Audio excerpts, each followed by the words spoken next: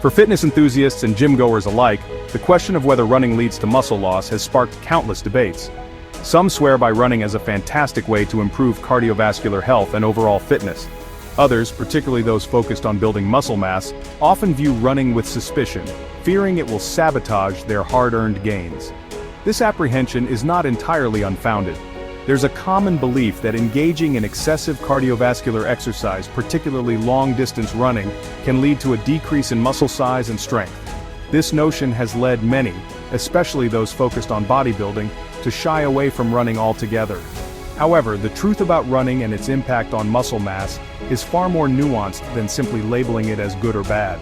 Understanding the science behind muscle growth and loss, the different types of running, and the role of factors like cortisol is crucial to make informed decisions about incorporating running into a fitness regimen. Let's delve deeper into the science behind this debate and uncover the truth about running and its effects on your muscles.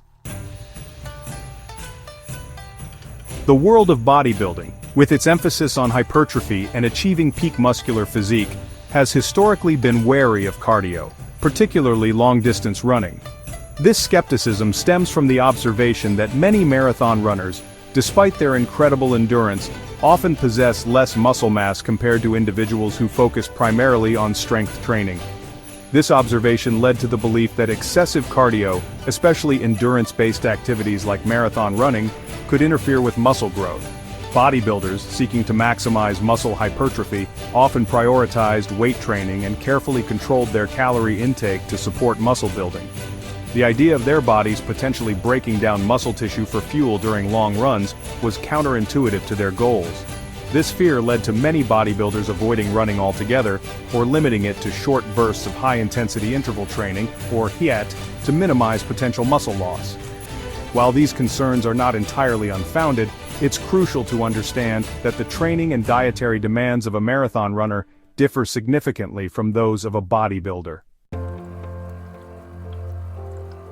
To truly comprehend the relationship between running and muscle loss, it's essential to grasp the science behind muscle atrophy, the process of muscle wasting or shrinking. Our bodies are incredibly adaptable, constantly adjusting to the demands we place upon them. When we engage in activities requiring significant muscle mass, such as weightlifting, our bodies respond by building and maintaining that muscle tissue. Conversely, when muscles are underutilized, either due to inactivity, injury, or inadequate nutritional support, our bodies may break down muscle tissue for energy, leading to muscle loss. This process is governed by a delicate balance between muscle protein synthesis, the creation of new muscle proteins, and muscle protein breakdown, the degradation of existing muscle proteins. When muscle protein synthesis exceeds muscle protein breakdown, we experience muscle growth, or hypertrophy. On the other hand, when muscle protein breakdown outweighs synthesis, muscle loss occurs. Running, particularly long-distance running, can tip this balance towards muscle protein breakdown, especially when not supported by adequate calorie intake and proper training strategies. Section 4. To sprint or not to sprint. How different running styles impact your muscles. Not all types of running are created equal when it comes to their impact on muscle mass. The type, intensity, and duration of running can significantly influence its effects on your muscles. Long-distance running.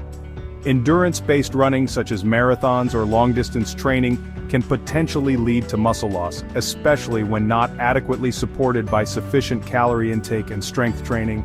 Our bodies may break down muscle tissue for energy during prolonged periods of endurance exercise, particularly when glycogen stores are depleted. Moderate intensity running.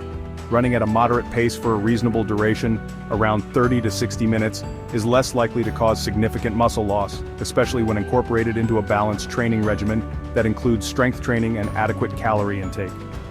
High-intensity interval training or HIIT running, characterized by short bursts of intense effort followed by brief recovery periods, has been shown to have minimal impact on muscle mass and may even promote muscle growth when combined with strength training. Understanding these distinctions is crucial for tailoring your running routine to your specific fitness goals and minimizing any potential negative impact on your muscle mass. Section 5. The stress hormone dilemma. Cortisol's role in muscle growth and loss. Cortisol, often dubbed the stress hormone, plays a complex role in muscle growth and loss. While cortisol is essential for various bodily functions, including regulating metabolism and managing stress responses, chronically elevated cortisol levels can negatively impact muscle mass. When we engage in prolonged or intense exercise, such as long-distance running, our bodies release cortisol. Cortisol can have both catabolic, breaking down, and anti-anabolic, preventing growth, effects on muscle tissue. In the short term, cortisol helps mobilize energy stores to fuel our workouts.